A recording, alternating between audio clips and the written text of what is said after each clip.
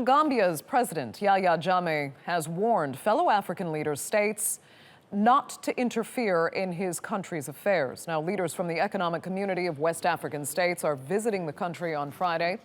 They're trying to find a diplomatic solution to political deadlock that's been ongoing since last month's election. Now, Jammeh lost that election, but has refused to concede power. Well, Fidelis Mbah joins me now in the studio for some analysis of what exactly is happening there. So how much do you think this delegation can actually do to resolve this impasse, given Yahya Jammeh does not want them there? Well, for them, this is more like the last diplomatic approach towards ending the political crisis. They are not really concerned, so to speak, about what Jammeh thinks. They're more worried about the Gambians who might face any, possible repercussions if there's a military solution to this crisis, because they've been there before.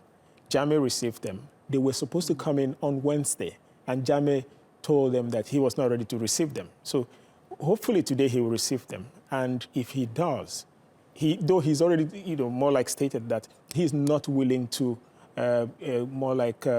abide by whatever they decide, that he's waiting for the Supreme Court ruling. But then the Supreme Court won't rule until May. So what happens? He said they've already taken a position even before coming to him. But in all fairness, again, to him, the ECOWAS regional bloc, they already decided that he has to step down on the 18th, so that the president-elect Adama Barrow comes in on the 19th. So he's saying that what they're just coming is more like to just force their own decision. They're not giving him the opportunity to be able to also make any input. In the meantime, he's hired his own mediator to do exactly what this African delegation has said it wants to do.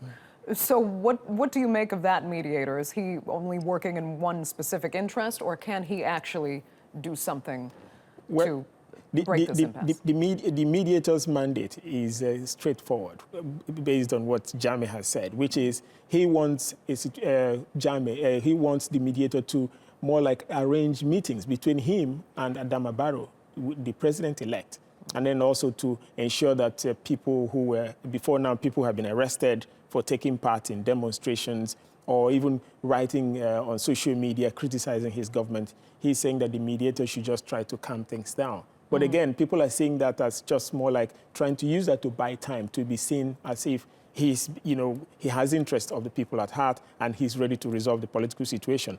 But that is clearly not, because he's just choosing someone from his cabinet. It's not like he's getting someone who is neutral in this case. And this is someone who's pledged allegiance to him. Right. So it might be difficult in terms of to see the mediator as being impartial. Yeah.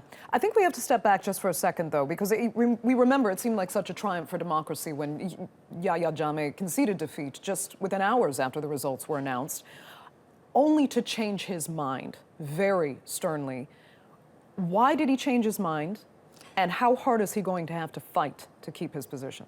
Well, the thing is that there's strong indications that Jammeh is feeling unsafe and that he's afraid of what happens to him after office. So it's not because he so desperately wants to hold on to power? Yeah, to some extent, you can say that, because he conceded, which was shocking to many Gambians and even the international community. And just 3 days after conceding, he now said, look, I'm calling for the cancellation based on reports he claims were, claims of electoral fraud and all that. But again, during these 3 days, the opposition candidate and even the party members went, to the media talking about prosecuting him when he leaves office, talking about handing him over to the ICC. People feel, analysts feel that they should have waited until they get into power. It was so soon. Right. So to some extent, he's worried about what happens to him. To some extent, I see this as he's just trying to buy time to see how he can use this to be able to negotiate a soft landing for himself, so that when he leaves office, there won't be a case of him being prosecuted, even though the Nigerian parliament has voted asking the government to offer him asylum if he decides to step down. So whether he will accept that or not, the next coming days will actually determine. Okay, Fidelis, thanks so much for that.